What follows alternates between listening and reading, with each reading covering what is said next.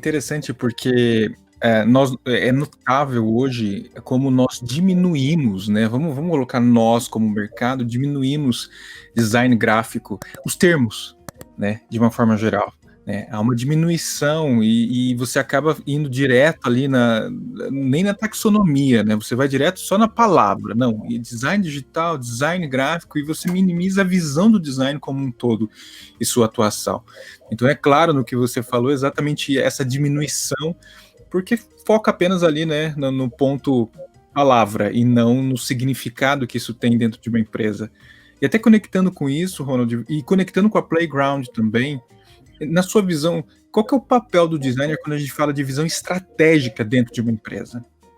Então, essa é a camada, também um novo layer de sofisticação, que, como eu falei para vocês, para mim apareceu em 1999, né, quando eu, procurando trazer para o Brasil e estar antenado com o que acontecia no mundo, para a gente não perder o passo entre design gráfico brasileiro e design gráfico mundial, a gente começou a acompanhar eventos bianuais do ICOGRADA, que era o International Council of Graphic Design Associations, e a gente foi seguindo esses eventos desde 97, quando aconteceu no Uruguai a primeira vez, aqui, que era mais perto, e depois 99, 2001, e até realizamos um em São Paulo, né, para trazer todo mundo para cá, os grandes designers gráficos do mundo, né, e em 99 foi em Sydney, na Austrália, esse encontro, e a gente foi para lá, e lá se apresentou o case de identidade visual da Olimpíada de Sydney, que aconteceria em 2000, né?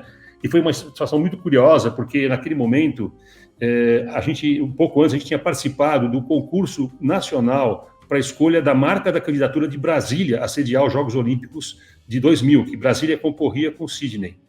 E a gente, enquanto OS, mandou a nossa proposta e foi a proposta vitoriosa. A gente ganhou, né? Tivemos que descer a rampa com o Collor para receber o prêmio, com Brasília toda decorada, com a nossa marca. Assim, foi uma experiência emocionante do ponto de vista profissional, né?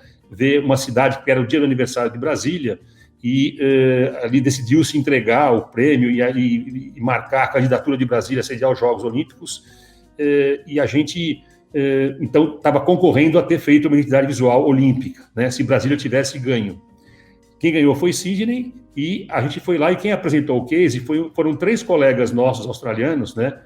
Que eram como nós 3 na OZ, eles eram 3 lá, e era uma espécie de empresa espelho nossa. E quando eles apresentaram o case, pela primeira vez na vida, eu vi o que era a estruturação de uma lógica, né, de por que aqueles elementos, aqueles símbolos estavam relacionados a atributos da cultura australiana, valores australianos, e esta relação entre cultura, valores, essência, identidade e como ela se manifesta ou é traduzida em linguagem visual, acendeu uma lâmpada dentro de mim. Eu falei, nossa, isto é que é design, né? Ou isso é que é o design feito da maneira estruturada, começa num processo de reflexão identitária que, portanto, é sempre uma questão estratégica. Desde então, eu nunca mais deixei de pensar design como uma disciplina estratégica. E se a gente olha o papel do design na nossa sociedade, desde que a gente começou, né, que era decorativo, né, era estético, até o que ele é hoje, a gente vê o quanto a própria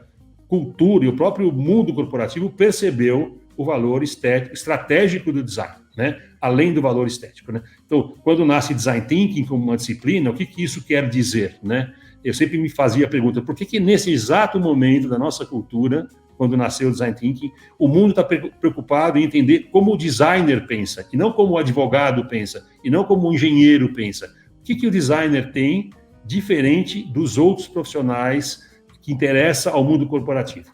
E aí, tentando responder essa pergunta, eu percebi que ela era uma pergunta errada, né? Que ela já revelava essa questão racional do iluminismo na cabeça do mundo corporativo e do nosso mundo em geral, que é tentar entender a nossa disciplina como uma disciplina lógica, né? Apesar dela ser uma ciência, mas a lógica dela é outra. Então, eu desde sempre percebi que o Design Thinking ele era um erro de nomenclatura, né? Porque a diferença, né, o pensar fora da caixa, a criatividade, não é da natureza do thinking, ela é da natureza do feeling, né? A gente não só pensa como todo mundo, mas a gente sente o mundo, né? Que é tudo isso que eu falei sobre repertório estético, né? Repertório sensível e linguagem visual, né? Que é a música. Então, se você não escuta a música, não adianta você ler a partitura, né? Você tem que escutar a música. Então, o Design Thinking deveria ter sido batizado de Design Feeling, tanto que você vê que o que se usa em Design Thinking são recuperações da dimensão sensível das pessoas, né? Então, tem observação, né? Primeira etapa. Depois tem prototipação, é botar a mão na massa, é ver, é voltar a fazer massinha, recortar, e entender como é que a coisa fica de pé, o que ela te faz sentir, né? Então, toda essa camada, toda essa outra maneira que não é lógica e é intuitiva, entendendo a intuição de uma maneira particular, né? A intuição não é uma lampadinha, mas é uma outra maneira de raciocínio, né? É um raciocínio estético, imediato, né? Quer dizer, não tem mediação, né? Você não tem a lógica, não é que A é igual a B e B é igual a C. Quando você vê um quadro do Picasso, ou você sente, ou você não sente, né? Ou você tem repertório ou não tem. Isso, a experiência, ela acontece imediatamente, quer dizer, sem mediação, né? Que é a maneira do pensamento do lado direito do cérebro. Então, isso tudo é que faz com que a responsabilidade do designer seja uma responsabilidade de recuperar a dimensão sensível dos negócios, a dimensão simbólica, a dimensão de valores. Por que eu compro determinado produto? Por que essa jarra tem esse desenho? O que ela me faz sentir? Né? O que esse símbolo evoca? Né? Além de dizer, o que ele evoca? O que ele me faz sentir e pensar? Né? E, portanto, a questão estratégica ela é indissociável da questão estética, porque, no fundo, essa separação de corpo e alma é uma questão do mundo ocidental. Né? No mundo oriental não existe essa separação, e aqui ela existe, né? Enquanto razão e emoção como dimensões separadas.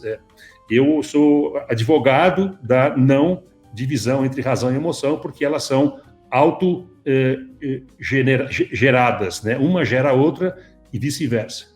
E essa é a beleza, né, para mim, e a complexidade do que a gente faz todo dia, que é ajudar as empresas a voltarem a sentir, né, o que elas vieram fazer nesse mundo, né, e como é que isso se traduz em linguagem visual, porque essa é a linguagem oficial do mundo urbano.